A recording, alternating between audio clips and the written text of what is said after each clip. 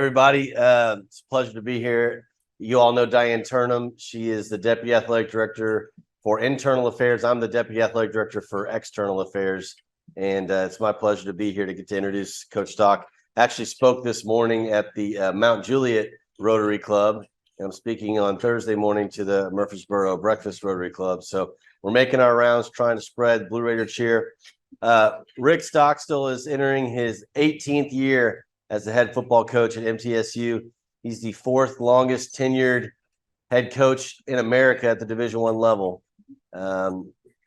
He was won for the first time in school history back-to-back bowl games with the Bahamas Bowl win and the Hawaii Bowl the last 2 years. He's doing a great job. We open. Hey, I'm not done yet. We open on Saturday against some small school in Tuscaloosa you may or may not have heard of. But he's going to do a great job this season. We're thrilled to have him as our head coach. He's a great coach, but even better human being. Give it up for Rick Stockstill. I was trying to spare you. You know how long Diane's introductions are, so we didn't want to beat hers. Really appreciate you guys having me here. Opportunity to speak to you. It's football season. You know, it started last week with some week 0 games. The NFL starts next week. You know, so it's an exciting time for everybody that's a college football fan. And I'm going to bump my gums here for a minute, talk to you a little bit, and then if you guys have any questions about anything, fire away. But like Lee said, we open up this weekend against Alabama. Everybody knows how good Alabama is. I saw some of you guys pull up today with an Alabama license plate on. So it's all good. I picked on John last time I spoke. I'm not going to even say his name this time.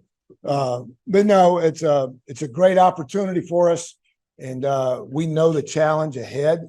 You're 150-point underdogs, all that kind of stuff, but it does not matter. It does not matter, and we're going to go down there. We're going to compete our tails off.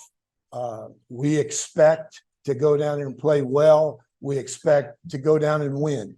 And when you're in charge of something, if you have anything other than those thoughts, then you need to get out of it. So I like our team. I like where we're at.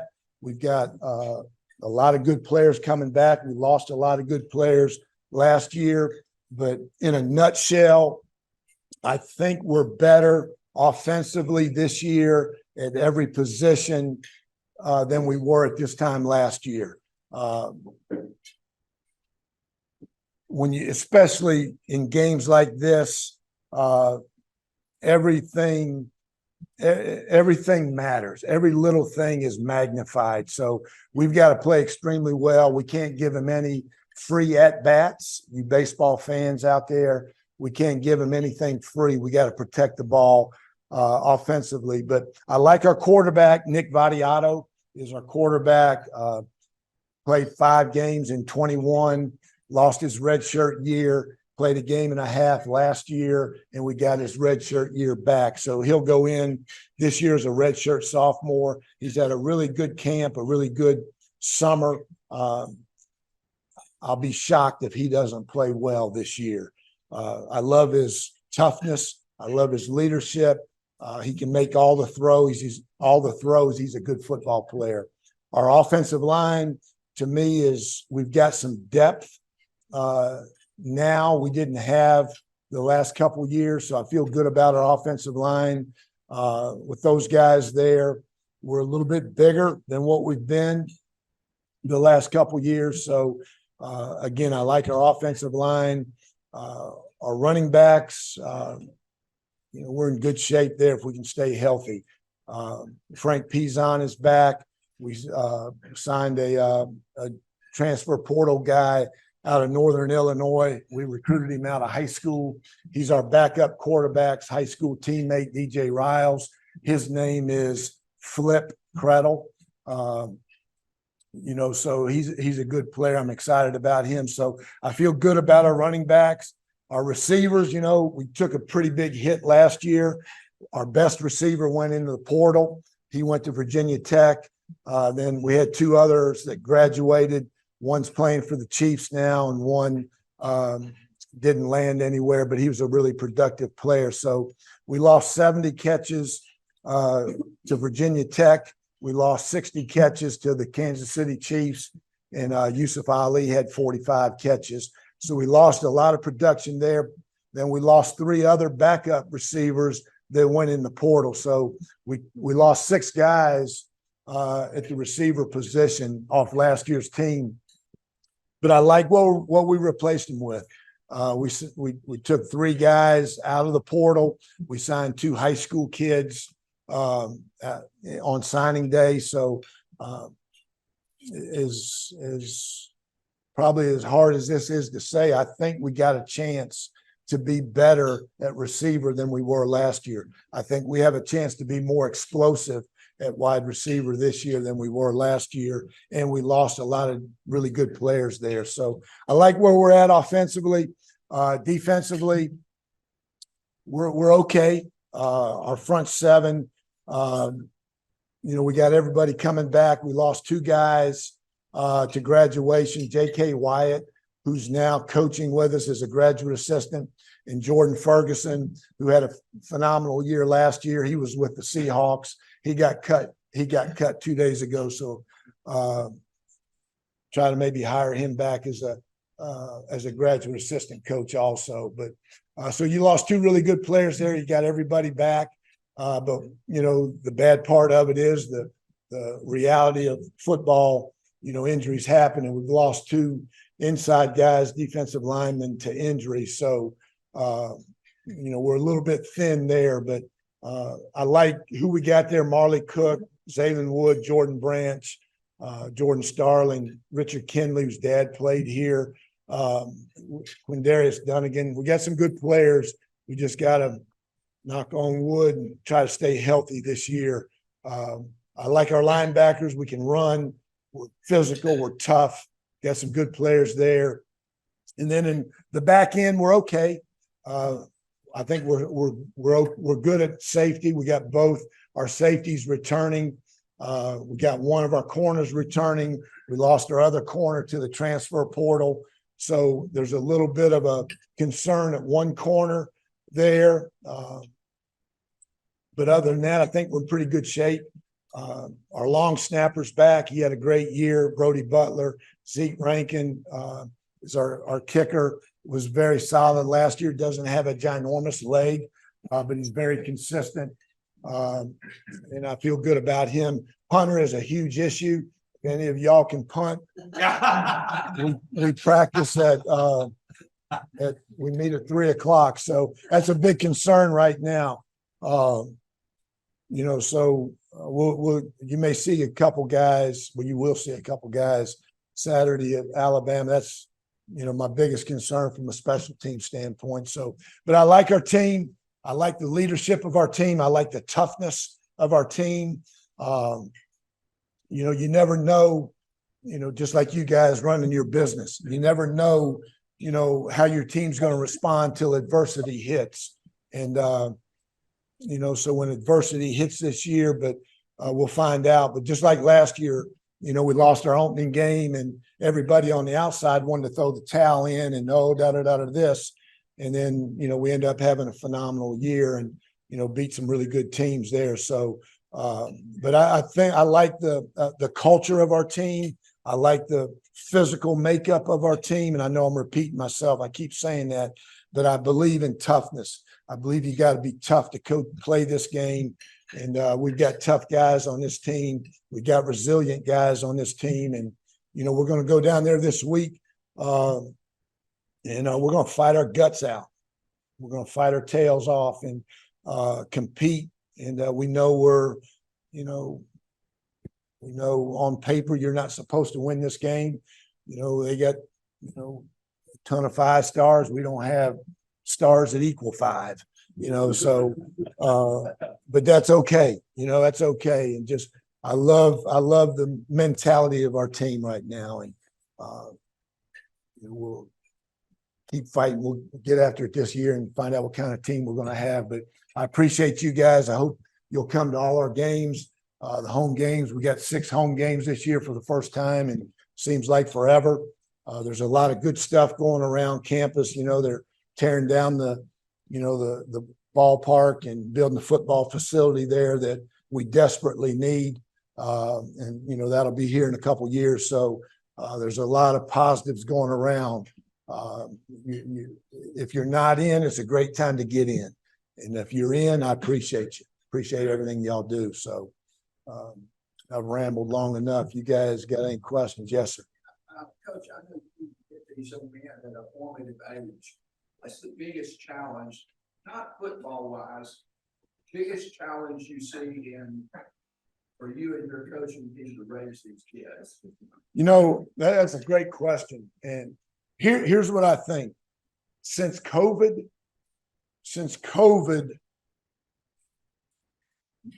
these guys are extremely needy. And I think it started when they're in high school. So many of them lost their senior year of baseball or senior year of soccer or senior year of whatever. And people felt sorry for them. And you got to do this class on Zoom. Oh, I'm going to give you this grade because your internet doesn't work. And I think for 2 years, and I'm going to say something, no, I'm not going to say it. For 2 years, we spoon-fed society, you know, because we felt sorry for people. And so you're getting them now, they're so used to, you know, like a year ago, I had players that was the first time they'd been in a classroom in over 2.5 years. That ain't right. I mean, so and you got guys in college now that half the classes are online, you know, because teachers don't want to teach, you know, and so you've gotten guys that are so used to somebody doing something for them. And yeah, when I get them, they're 18 years, and I say it all the time, you know, we got to raise them. We got to take care of them. We got to treat them like their own, you know, and if it doesn't work out, you know, I don't want it to be because we as coaches didn't bend over backwards 13 times to try to help them. You know, some people call it babysitting. We get babysit them sometimes. So that's the frustrating part to me is, and it's not their fault. So to me, that's the thing that I'm dealing with now as much as anything is, you know, they call you all the time, you know, is the bookstore open? I don't want that. Go over and find out if the bookstore's open, you know? You know, it's so I think to answer your question is just these last couple of years, this group that went through COVID, you know, they're different, you know, and they're a little bit more needy. You're right. We gave too much grace. I'm on the school board. We gave too much grace, and we called them too much because we did feel so bad. And I'm not just talking about us, I'm talking about across the country. You got kids coming from all kinds of places. At least we were open here, but they may not have been up north and out west. And but I think you do a tremendous job with these young men, and you are committed to hopefully in another 4 or 5 years when we really have this behind us, we can go back to some sense of what it was pre-COVID. At least that's what I hope. Thank you. I'm glad you called me next because I don't want to dwell on 2 weeks way too long. But I know that that's what you were recruiting to think about Idaho. Now we've got a quarterback on the roster. We're all excited about watching play this year. We've seen his potential and we know what he can do on the field. What was it like recruiting during that fall and that school? Just that year, what was recruiting like? Yeah, I mean, it was different. And colleges all across America made so many mistakes in 2020 because you couldn't see them face to face. You weren't allowed to go into their home. You weren't allowed. First thing I do when I go in the home to visit with, I see how that kid treats his mom and dad. You know, if the mom asks him something, he kind of rolls his eyes. I don't want to coach him. There's enough good athletes out there that ain't worth dealing. I got 125 of them. I promise you there's one knucklehead in there. I don't need 2 that I know of, you know, so You know, the job's too hard as it is without dealing with knuckleheads, you know, so college is all, that's why you saw so many people in the portal in 2021 because coaches made so many mistakes because they didn't get what they thought they were getting. And so Nick, I recruited him off the cell phone, they don't say that, cell phone and Zoom, iPad, you know, and it's how the first time he was on this campus was the day he reported for football in the summer. Okay. Was never on this campus. And so, and I said this the other day in my press conference, the trust that I have in Nick, you know, and for his trust that he had in us and the belief he had in us to do this, to come here sight unseen, you know, never shake. The first time he shakes my hand is when he's here, you know. So it was different, you know, and it was hard, yet, you know, it was hard to develop a relationship because I'm a touchy-feely guy. I gotta feel you. I gotta, you know, and I've always said that leadership is a contact sport. You can't be a leader if you're not touching somebody. And I don't, but they gotta feel you. And especially at the quarterback position, you know, because he's your guy. And you want that alpha dog. You want that alpha, you know, leading your team. And you thought you had that in Nick, but until you got around him, and no, you never know. So it was tough recruiting those guys, and we made mistakes. Okay, we made mistakes because they look tall on that Zoom, but they were standing on that box, you know. You were 5'10", I thought you were 6'3". So, but it was tough. Yes, sir. You have to deal with social media being a distraction for your players like during the season. It's out there. I know it is. It's some coaches don't allow them to be on social media during the season. And what those coaches don't realize is they've got a fake account. And those coaches that collect their phones on Friday nights before a game, it's the phone that doesn't work. And they got the real phone in their back pocket. Those, you know, so I try to educate them, you know, and just make them understand, you know, what's important. And we live in a me society right now. Everybody's out for me. Everybody's trying to get NIL money. Everybody's trying to get how many likes, how many, all this stuff and all that stuff. So it's not a distraction. I try to tell them and educate them the best I can and make sure they're cognizant of what they're hitting. When they hit send, make sure they read it 1,000 times before they hit send. You know, so. I'm not as familiar with the portal as maybe most people are. How does that work? It's a pain in the butt. Excuse my language. It's a kid can go in the portal from December. I'm just going to talk about football, and each sport is different. Okay, they go in the portal December 5th until January 15th. Okay, then that's 45 days. The NCAA is thinking about this year of changing it, knocking off 15 days. So what that means, I can go in the portal. I don't have to come to coach. I can just go to the compliance office and I say, I don't want to go in the portal. I sign something. They put you in a computer, and every college in America gets Rick Stockstill. It's in the portal. They can now contact you. Okay. So you can go wherever you want. You can do that one time. Okay. You can do that one time. One time in your career? In your career. Okay. And hang on to that. Okay. You can do that one time. Or you can go April 1st to April 15th after spring practice. You got 15 days there. Okay. Which is really hard on the coach because you finish spring practice, or April 15th to April 30th. That's what it is. You finish spring practice, you think you got your quarterback, and all of a sudden he jumps in the portal and now you're, you know, grabbing for air. And, you know, so that, all right, everybody can get you. If you're in the portal and you come to me, I got you. You can't go in the portal again. You can, But if you go somewhere, you got to sit out a year. You can't play immediately.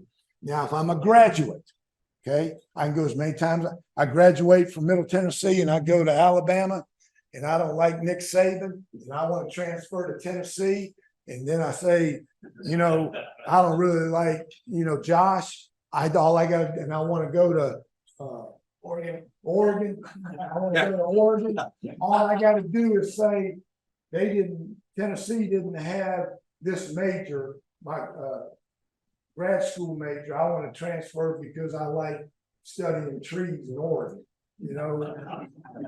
So a graduate can do as many times as he wants. They just got to lie and say they want to study something else. Has NIL affected your program at all? Or? Yeah, it has in a negative way.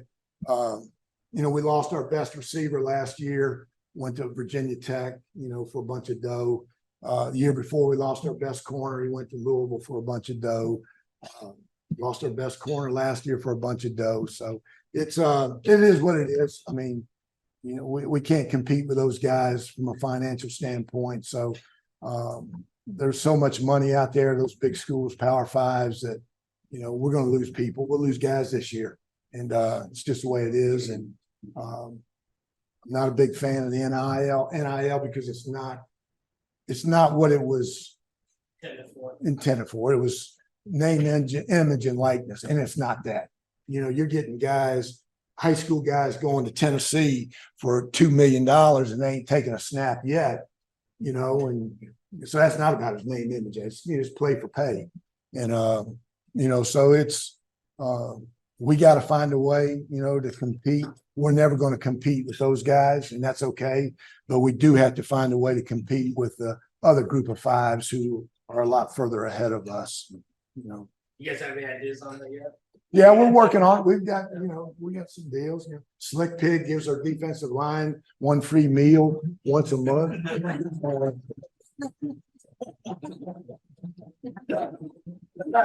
What's a hell of a deal, isn't it? And I love Slick, and and our defensive line thinks you gave them $1 million. And that's why I love our guys so much, because they're so appreciative of everything they get. Okay. I'm waiting for John over here to give them something.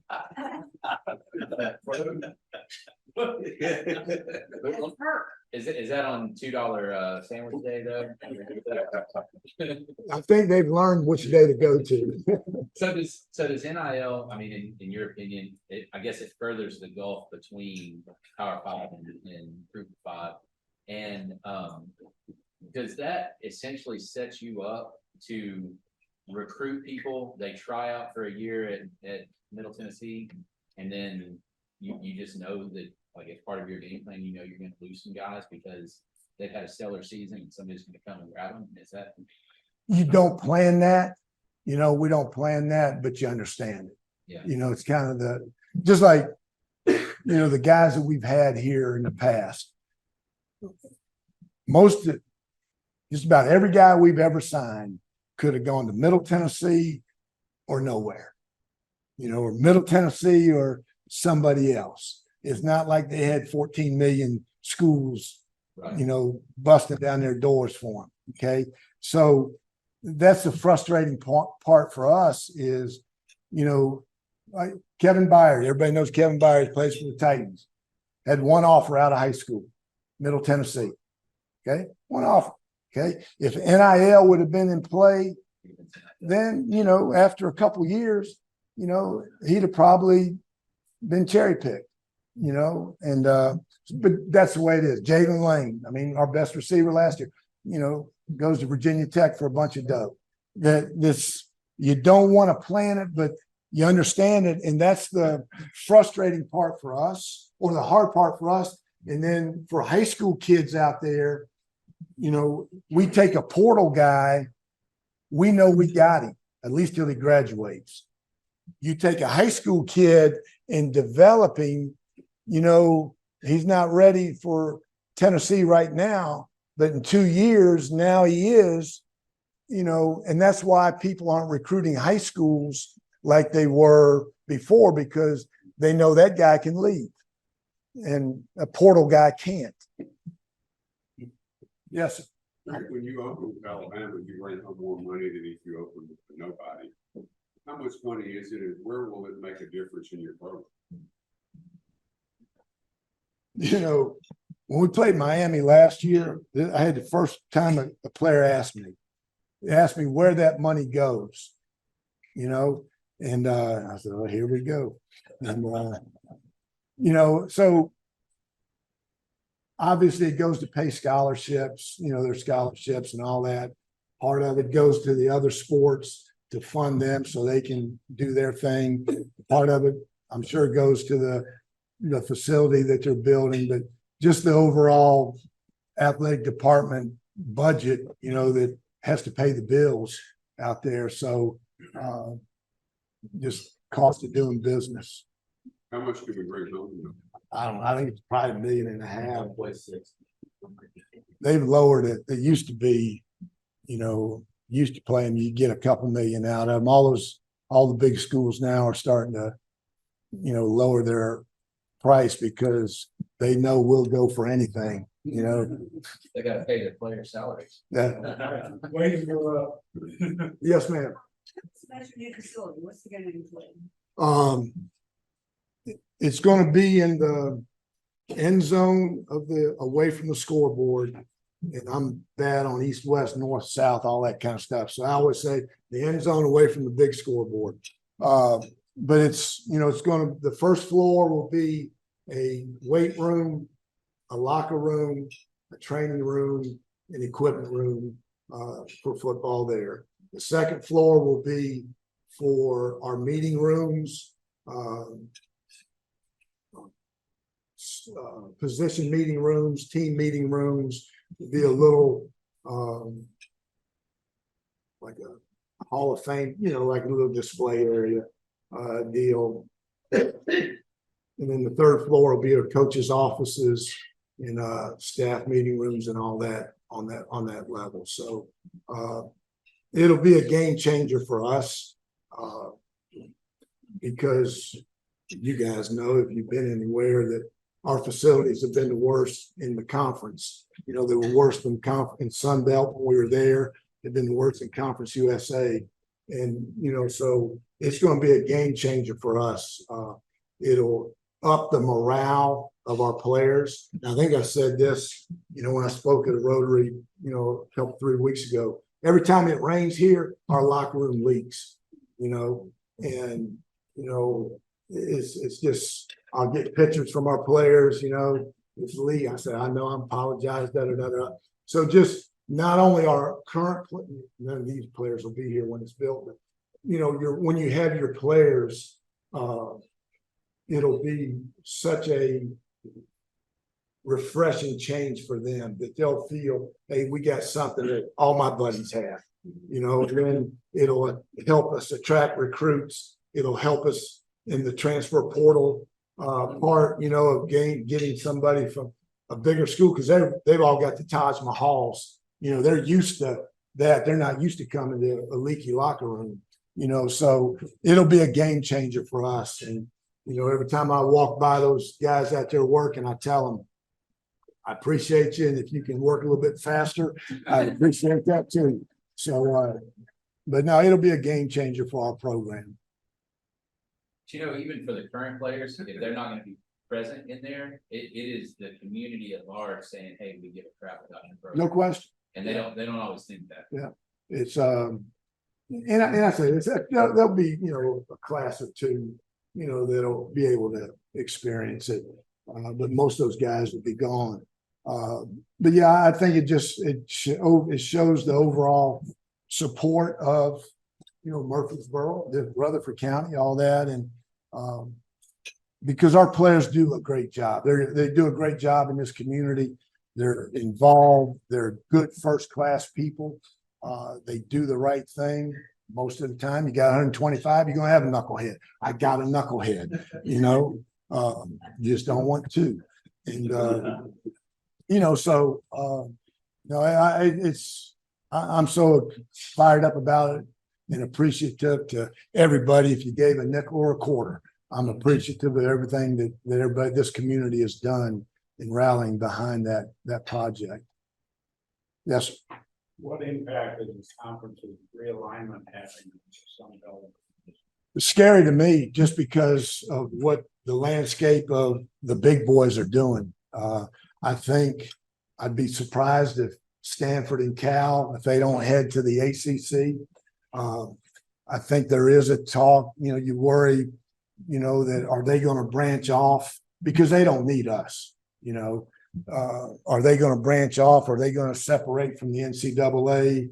Are they going to, form their own 60, 55 team, mega and have another separation. So I worry about it a little bit, the landscape of college football. We're changing, in my opinion, because of the wrong reasons, and it's all money. Everybody's TV, and I get it. The TV contracts are so enormous right now. I understand it. And everybody, like I said, we live in a me society, and everybody's trying to get their share of it. So it's scary to where college football or college athletics in general is headed. That was good. I appreciate you. Thank you. Token of our appreciation. And I can't believe you got me again, because last time you were here, I put that football player on the screen that you were playing that weekend. So, and now I rolled in with Alabama on my car. So you're going to go, that girl from Rotary. Oh my goodness. If I can just say one thing real fast, if you want to support Coach Scott, we have season tickets for only $99 a year. It gets you tickets to all 6 games. And I don't even know if you go to 6 movies for that, right? So season tickets are available. The Blue Raider Athletic Association, that's our donor group. We have over 1,000 members. You're welcome to join. That's only $100 a year. So Coach is doing a great job, and the future is bright. That facility he was talking about, it's a $66 million facility, and we funded the whole thing. It's funded, it's coming, and we're really excited, and that's because of the great work you've done. So one more time, round of applause for Coach.